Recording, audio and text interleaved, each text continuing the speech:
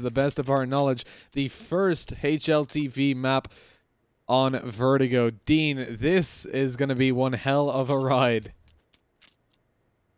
Oh, this is going to be crazy, Mitch. Callouts, iffy for us anyway. So we're going to be making some up on the fly. We'll go with what things look like. We'll try and use the left side of your screen there. You can see anyone who maybe doesn't know the callouts themselves above the map on the left side. But look at this, in towards middle, it seems to be where the initial fights are going to come in. Furlan finds the opening. Although moments before, Rubino had actually managed to come in with one of his own. But look at the trades back and forth right now, Mitch.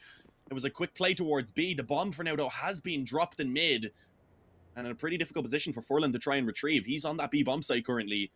And as you can see, currently being held, the bomb is. There's one player sitting in the CT spawn. And oh, that's a big change, Mitch. That little bit of cover there for coming over the boost, that must have just been added in last night's update.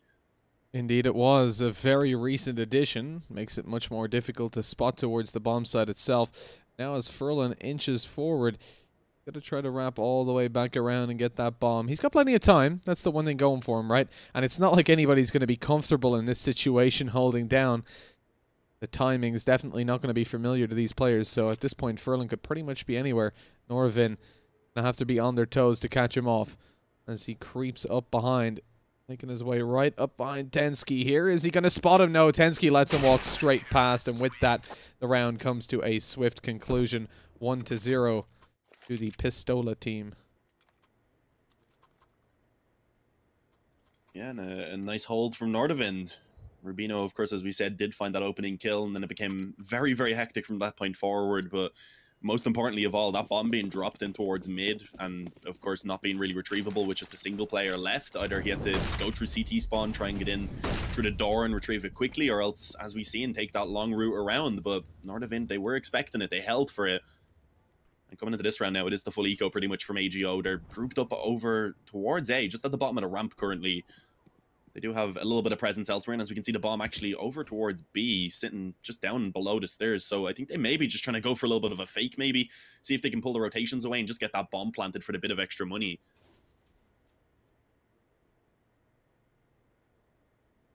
Sitting outside that B site, and they're taking their time for sure. Rotation's not being dragged just yet. Everybody's here and ready to play. There's very quick rotations can come through from mid as well. You see Halzerk already there on the bomb site to help out. Roman just needs to tuck in. Factions up through the boost as well. And this round should very quickly be dealt with. All the SMGs getting the kills here as well, which is always beneficial. When you've bought 3 up, you don't want to be rocking into the next round with, you know, 2 SMG kills or something like that. Because it just doesn't give you the bonus money that you require, which Sparrow's still up. There's a little bit more money to be acquired.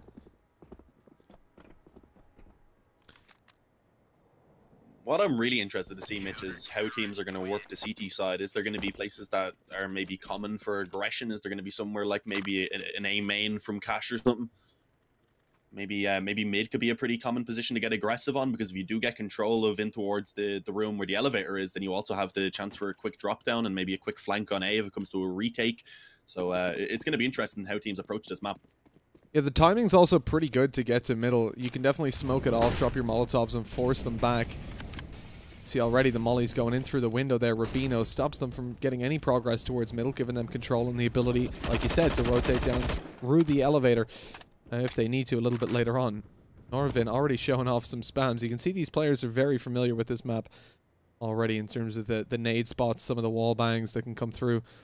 Even though the middle control is for Ratifaction here, he's pushing into team mid, which is going to be risky because PHR was sat there patiently holding it the whole time and getting a man advantage for his team. But elsewhere on the map, it's a 3-man hold for A with 1 already down. Grubby bringing it into a 2-man advantage for his team. Tensky very quickly goes up above the smoke and takes down 2 players. Caper sitting below is going to be eliminated on the ramp. Furlan as well. Tensky's found 4, and with Croman rotating through the elevator, he found the final of PHR, was still kind of lurking over towards that middle area.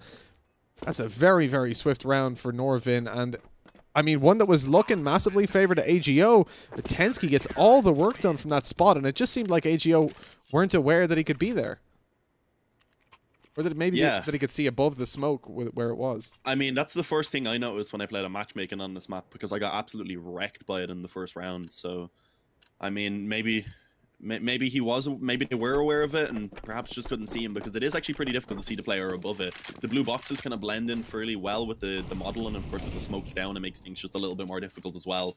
But yeah, another buy round is going to come out actually from AGO, and this time around they do find an opening kill, pushing straight up through mid.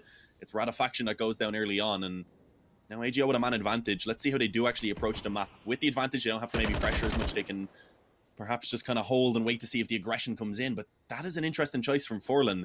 A bit of a gap in the smoke. You can see kind of, again, this is the first professional match on Vertigo, so there will be some mistakes being made. But yeah, that gap in the smoke there definitely was one, and sadly costed an advantage to AGO, and it's now actually going even further in favor of Nordavind. Pulling it back yet again. The man advantage. Trade it back quickly. But again, kept over. It's Tensky. It takes Sparrow down and leaves two terrorist side members to try and get this bomb down. Luckily, if they do make their way towards this B bomb site, they will find a relatively easy path ahead of them. But with no smokes in play, it becomes a little bit difficult to cross in. The AUG is holding a couple of the angles. You can see Halzerk there passively. I believe it's Tensky who is helping him out, looking through the door, but starts a rotation to the A bomb site. Certainly won't help them. This should be a bomb plan for AGO at this point. There's no significant middle control. Like, it's not fast enough for Rubino to rotate in and stop the bomb plant if they attempt it. So it should be the retake. Yeah. Decent position from Halzerk, though. He can just spot for the PK on the catwalk, and I think he should find the info now. Indeed, he does. PHR goes down. Halzerk just going to sit in towards the spawn, loses a teammate in the process. Caper, of course, should know there's one more in towards that position. Does have to be cautious of elsewhere, though. Not sure of where the second's actually towards, but he hears the steps. Sadly, double peek comes in, and he will go down pretty easily. Nordavind, they come in with another gun round in their favor. Defuse, of course, easily being found. And with that now, it is a 4-0 lead pretty quickly for Nordavind. Again, we don't really know what side this map is favored towards. We don't really have any idea at this point. This is the first matchup. We get to see everything fresh and new, and as I said, what I'm excited about is finally having a new map in the pool and giving teams a chance to kind of innovate.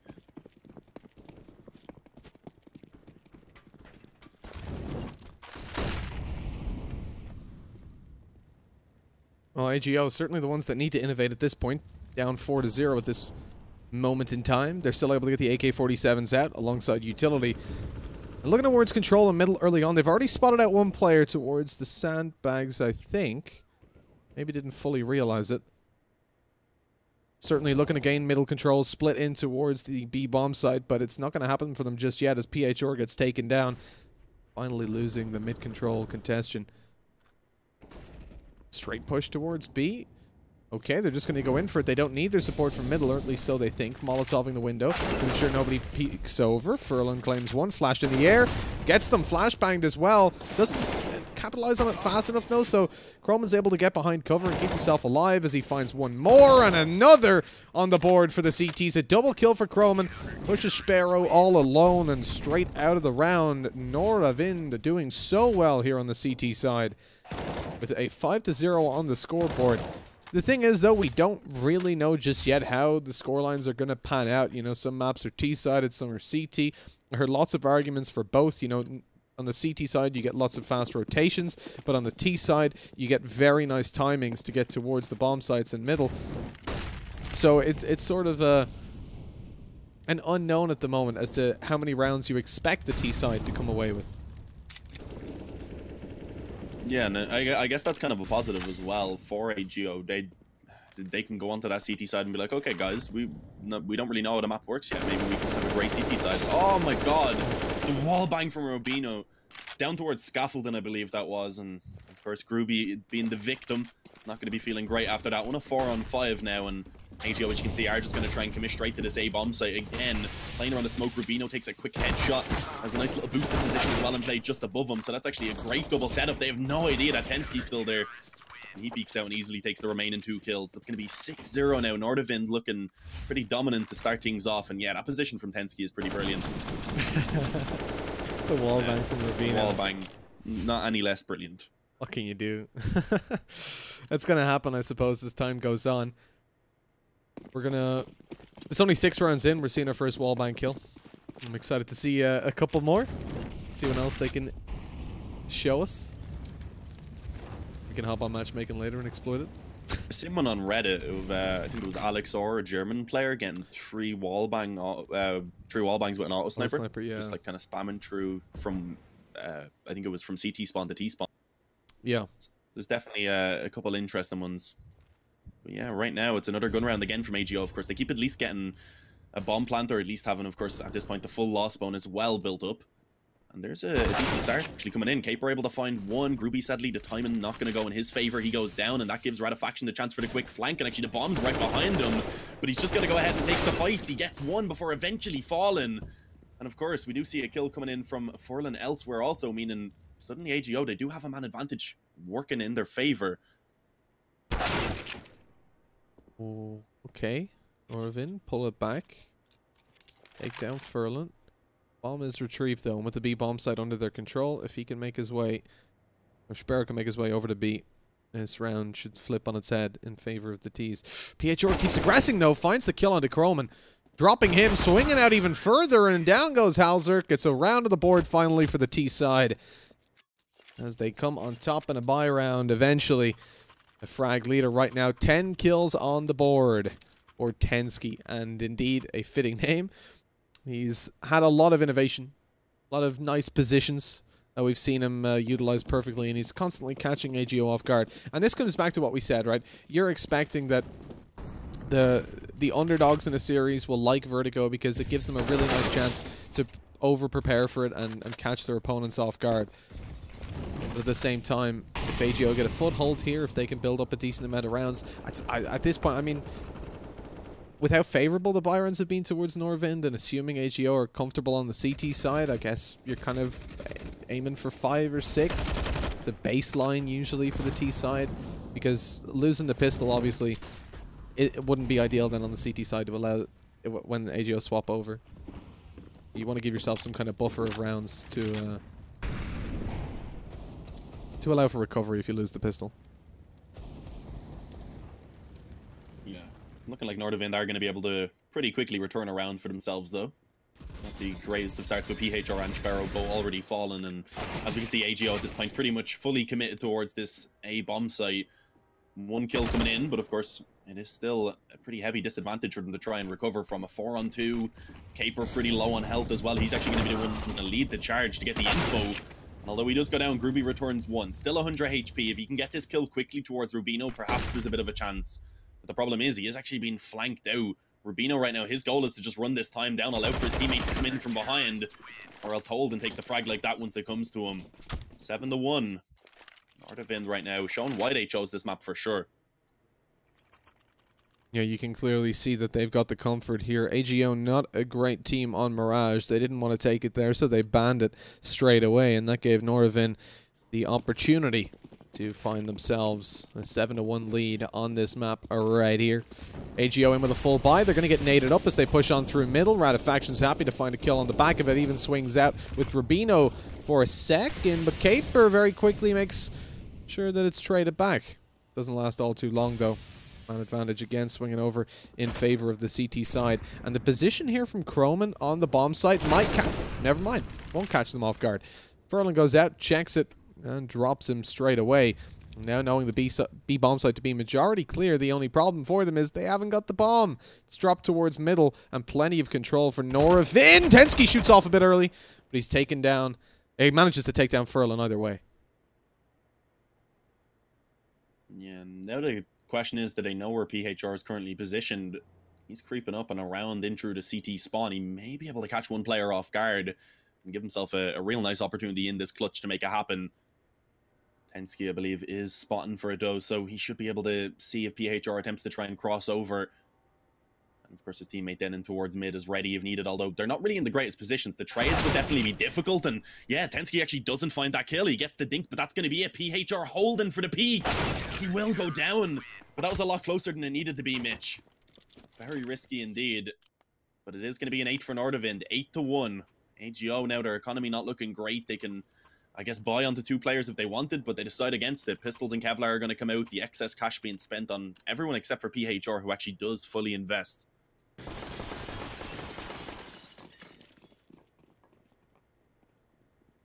Going in for the hero rifles, seeing if they can get the damage done on the back of it. Early on, though, Sparrow's to be eliminated. One of the AKs down. Alzerk looks for more.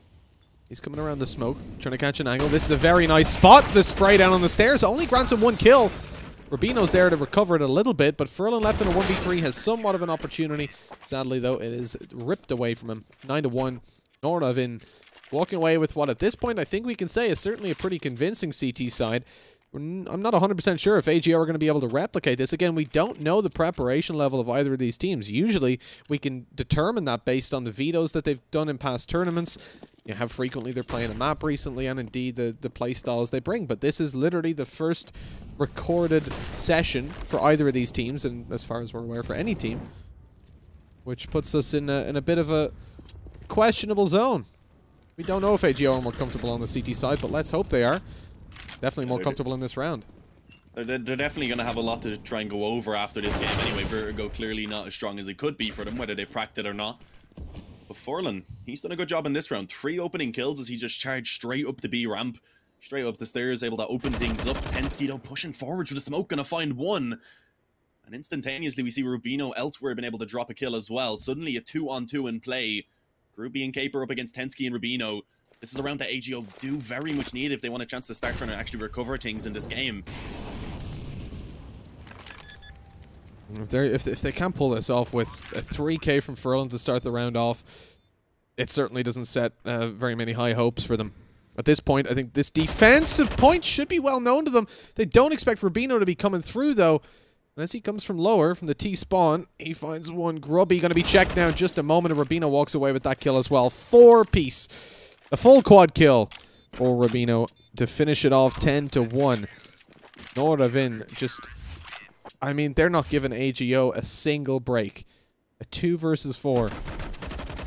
Again, Tensky, I feel like he's definitely showing a lot of knowledge for this map. Finding the gap in the smoke there, I don't know if that was orchestrated. I imagine that is just more of he noticed there was a gap in it. But certainly over towards the A-bomb site, you can see that he's well versed on this. They've clearly put the time in to learn this map, whereas AGO seem to be a little bit more, a little bit further behind in that regard. Rubino with this wall bang again. No one there to be a recipient this time. But of course, elsewhere they did already manage to find an opening kill. So, of course, Nordavind, as it's been in pretty much every single round, they do start things off with a strong position, a man advantage in their favor. What's the plan for AGO? Right now, just holding, I guess, a little bit of a default. The bomb is favored over towards B. PHR is here as well. Oh, but a dink comes in. Furlan trying to find that peak. Again, he was the one in that previous round that found them the 3 openings on the bomb site. And even then, that wasn't enough for them to actually get the round win. As now they begin to creep forward. A smoke down on the middle of the bomb site. There is a bit of a gap, and it looks like actually there will be room to play above it. Doesn't matter, though, because he's going to be taken down either way. PHR comes in, drops Croman. He did actually find 1 before himself fallen, and Halzerk's still alive on the bomb site as well, going to be successful in finding 1. But it's being pulled back again by AGO. Smoke goes down, the bomb's going to be planted, and now it's on to Tensky in a 2-on-1. A player that we've relied on before to see the multi-kills coming through. He's got an AK-47 now, making his way in through the window. Not made any noise just yet, but eventually he's going to have to. And sadly, thanks to that new pillar, can't get an angle towards the bomb site just yet. Flashbang goes over. He's peeking in. Will they know that he's thrown it over? But they will now as Caper falls. Tensky suspects another player to be towards the back left, but turns away at the wrong moment. So Sparrow's able to walk away with a 2nd round for his team. But times are starting to get pretty desperate at this point. We are currently on a 10-2 scoreline. AGO not yet finding a convincing round either on their T side, which means that the chances for them claiming a 10-5 decrease significantly. That is what we kind of want to see coming through. Like, look, if they finish it off with 2 rounds on any map, that's bad. Because if with a pistol round win, all of a sudden, it doesn't matter what map it is, you're probably going to lose if the other team wins the pistol. I think 4, again, is a bit poor. 5 rounds kind of the minimum to avoid being massively impacted by losing the pistol in the next half. Because, again, you never know what way a pistol's going to go. That's the most kind of up in the air round that tends to come through. Catch by Sparrow there. The op being dropped, it will be picked up, of course, by Ratifaction, but they know there's another player in that position because the boost did come in. Caper getting absolutely demolished right there. Saw his body getting clotheslined by a deagle bullet. Radafaction gonna give the up over actually to Halzerk, who's now gonna go up on top of the boost. Will they expect it again is the question. It seems like they were expecting it, but a dink comes true and it's not gonna be enough for the frag. Halzerk and Croman chime in with 1 each. And suddenly Forlan and PHR are left to recover a 2v3. Positive is they do at least have full control of that B bomb site and should be finding a plant. And again, without their weapons really in play for Nordavind and also no defuse kit, it's gonna be a very tough retake for them to pull off.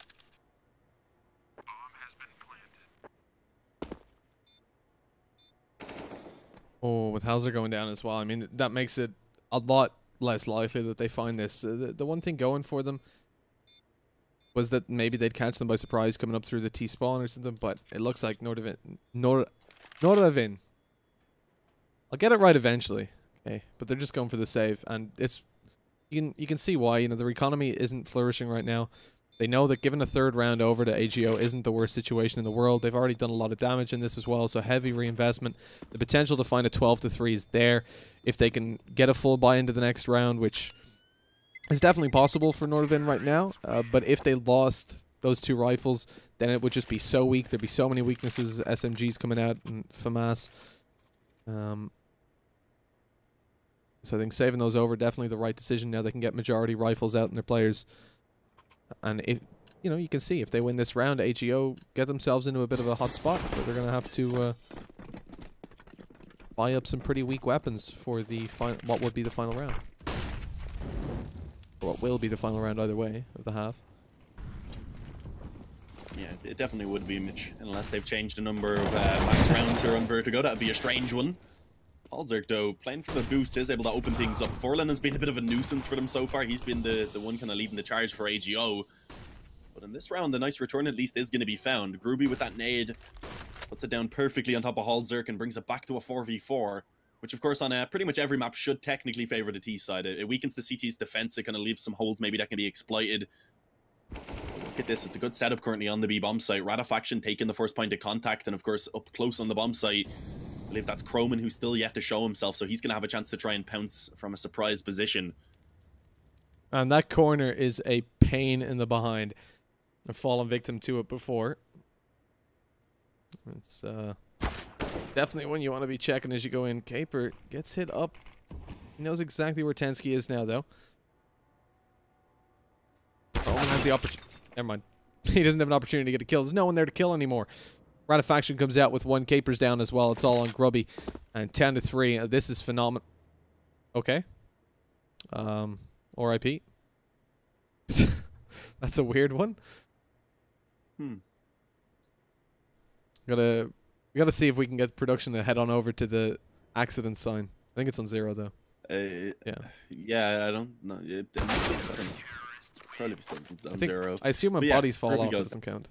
Nah, I doubt it count. You'd have to die from actually falling off, yeah. But yeah, 11-3. Nordavind, I think no matter what, they're going to be pretty happy with how this half has gone.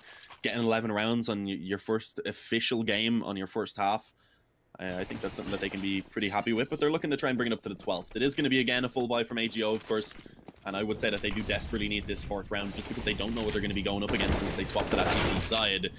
And PHR, he finds the opening this time, taking over that role from Forlan, being the entry fragger quickly up through B. Will he be able to find any more of those? The question does get shut down by Rubino, and his teammates are a little too far behind to find the instant trades. They line up, and Rubino mows them down on the catwalk. Bomb being dropped, of course, in the process. Now it's a 2-on-2, though, and Groovy, he's able to find a quick headshot. Sparrow joins them now as they go onto the bomb site, and it's only Halzerk, the AUG in hand, the wild spray. He can explode! What is that? What a crazy round, Mitch. It's 12-3 at half-time. What the hell was that? I mean, look, there's so many big plays from the CTs. The double kill from Rubino, but this is it. This is it. The spray down that was just horrendously wrong, and then the last 2 bullets just right on the heads. Why not? Absolutely spectacular. Nordavind coming through 12-3. A huge CT side from them. Look, we haven't got a lot of stats to lean back on. As a matter of fact, we have none for how Vertigo will play out and what rounds are good for the T side. But it's fair to say that this is a pretty abysmal score for AGO, because if they lose the pistol, more than likely straight away it's 14-3. And at that point, you're pretty screwed.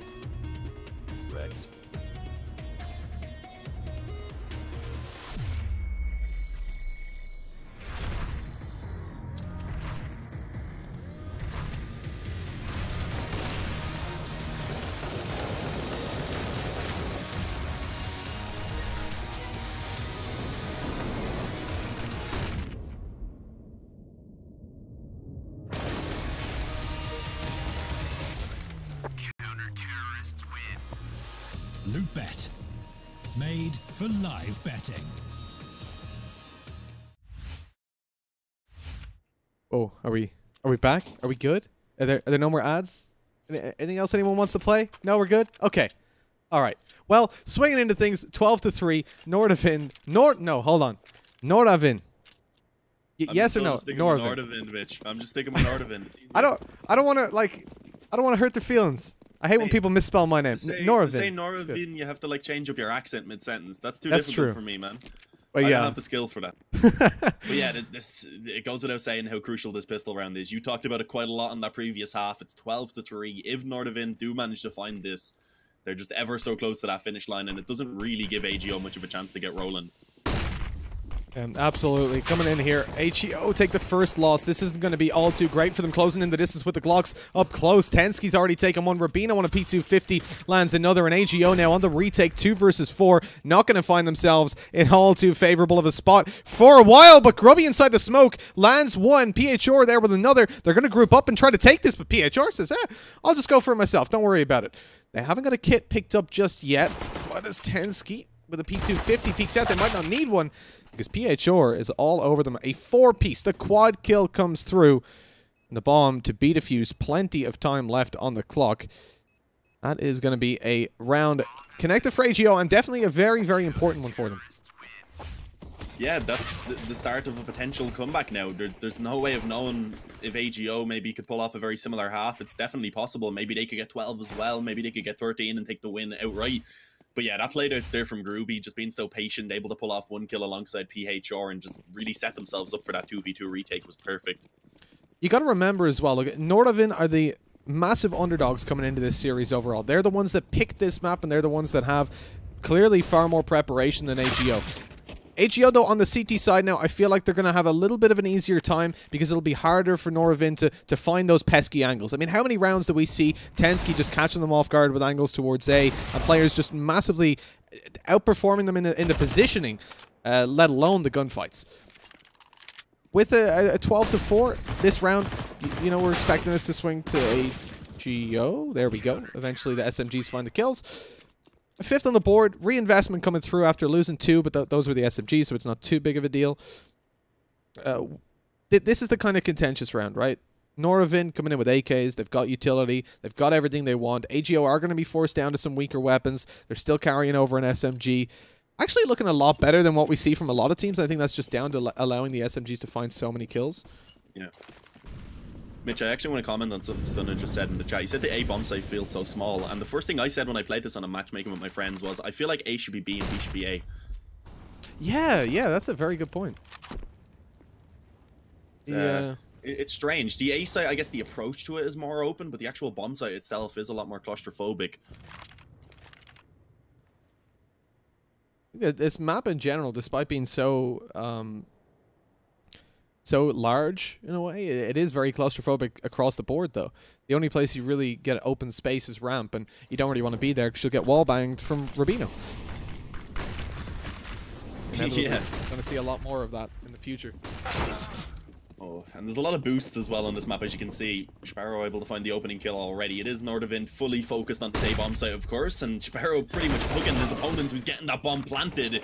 Goes through the smoke and takes one in the process, but trades are being returned. Nordavind are finding some success right now. Let's see, though, because PHR given a bit of a chance, but no, it's snatched away. Tensky with a quick headshot. He does eventually fall, but it's down to the 2-on-2. And it looks like Nordavind do at least have decent afterplans to try and play the time on this bomb. And that time is running down very quickly. The boost to come through, but this is something Nordavind were doing so frequently on the CT side themselves. So I imagined AGO would have known that that's something that's going to be watched. But no, and now as it's going to be the T side claiming another round, things get a little bit scary because AGO, they're not on a great scoreline. They're behind by quite a bit, and Rubino is a large factor of why that's happening. Tensky, I think, for me, was definitely the MVP so far. The player getting the most done on the CT side, and single-handedly holding bomb sites at times. He pulled back one of the rounds that was looking good for AGO with the 4K that we saw. But Rubino has certainly shown a lot of innovation on the map so far, and leading up with 19 kills. Can't contest with the stats all too much. There he is, putting himself over to double digits. It's good to see Rubino back playing on a solid lineup again. It's been a little while. But yeah, I'm looking forward to seeing what this Nordavind lineup in general can do. They do have a good mixture, I'd say, of kind of experienced players and also kind of up-and-coming players also. And even then, their up-and-coming players do have a decent amount of experience. I'd say Chroman and Ratifaction combined, they do have quite a lot of experience over the last few years. So it's not like a completely new lineup. But yeah, completely new map here. Of course, Vertigo, it has been an interesting one so far. It's looking like it should be 14-5 in just a couple of moments for Nordavind. Going on towards B. That does look to be where they aim towards. But for now, the bomb is actually kind of just chilling back. I believe it's actually up its steps and towards mid. Dean, you just love the D, don't you? In the Nordavind. I do. I love the D. It's your favorite. The Bensky there finishing the round. 14. There's actually 2 Ds in Nordavind. I love both of them. Equally. It's the only letter in there that you love, isn't it? Nothing else stands out. Kappa Pride's in chat. I don't know That's why it, you the wouldn't way be ahead of the me. image to that. The way ahead of I went on with your joke for a while, but yeah. you got to a point where there was just nothing I could say back. I know. That's what I wanted. I didn't even... You know that window we just saw Molotov going through? I didn't even see that before this match. I played Vertigo quite a bit. Didn't even spot that. I think I blinked. I missed it. I was listening to you talk, Mitch. Well, we saw the... It makes it hard to focus on the game. You're just so beautiful. Oh, we get more Kappa Prides in the chat. But yeah, Groovy with an opening kill, or at least a return on the opening kill. There it is above the one. Look, the window there. Oh yeah, up there. Get Molly in there. Stop them from pushing. I did not notice that at all. I don't think that's a new addition, actually, because I've been playing matchmaking with my friend James, and I think he's been trying to flash through that every time. I just never looked where he was trying to flash. Yeah, we saw Nordavind on the CT side. We're actually throwing Molotovs in there to stop AGO from being able to push any faster. I said they were completely cut off there for the first couple seconds of the round, which was nice. I hadn't seen that before. The level of innovation already is actually staggering to me because, again, I've been looking at this map quite a bit, and the amount of things I just haven't seen. Oh. This is a bit of a problem, though, Mitch. The bomb did get dropped. Will be luckily enough retrieved and planted. Sparrow with an auto shot, he actually not in a great position to get a lot done, and especially with Caper now going down, Sparrow now being actually the last man standing. I think he's decided to run away and try and save that shotgun into the following round. It's I guess it's okay. It gives them at least something to work with because they are going to have pretty much nothing in this upcoming round at all. And of course, they will have to fully invest as Nordavind will be sitting on map point. Reminder for those who didn't catch the first map, because I know a lot of people joined just to watch Vertigo. It was Train that went in favor of AGO. Meaning that if this win does go to Nordavind, we will have Inferno coming up as the decider, rather. Which is always a good map to finish off a best of 3. It really disappoints. Indeed, and it looks like we're going to be floating on over there because 15-5, AGO just couldn't get the foothold here. Again, they banned Mirage because, in general, it's not a map we see them do too well on. Their stats aren't great, their win percentage isn't great either. And I suppose they wanted to avoid giving Nordavind a map where they'd feel, you know, comfortable like just playing the individual game. But I think probably would have been a better scenario than what we've seen unfold here. Perhaps if AGO started on the CT side, things could have been different. But I think at the moment, this is it's a done and dusted map. Oh, Zerk can't quite catch the angle there. It kind of fades into darkness as the surface goes along. The holes get smaller, so it's harder to see through. Robbie up close in this angle. I really like this position, but it is going to be checked with that deep smoke. Even though it's checked, the kill's found. Trade it back. And putting Nordavind ahead to a small extent. Chroman does a little bit better. A 2-piece as they push A and find out that it is not, in fact, clear on ramp, as I'm sure the call came in for just a second. Yeah, I feel like AGO are going to be checking that angle in the next game. A little bit unfortunate. Chroman just hiding with his head down. Gifted 2 frags, and at that point, it looks like the round pretty much is over and done with. Hensky with that frag towards Sparrow, rather. And suddenly Furlan in a 1-on-4. Nordavind are about to take the victory here, 16-5. A very dominant showing indeed. And Inferno coming up next now, I think, is definitely going to be an interesting map between these two. Yes, indeedy, but we will be seeing Inferno. That much is assured as it's a 16-5 victory, kind of feeding into what we were talking about before the game.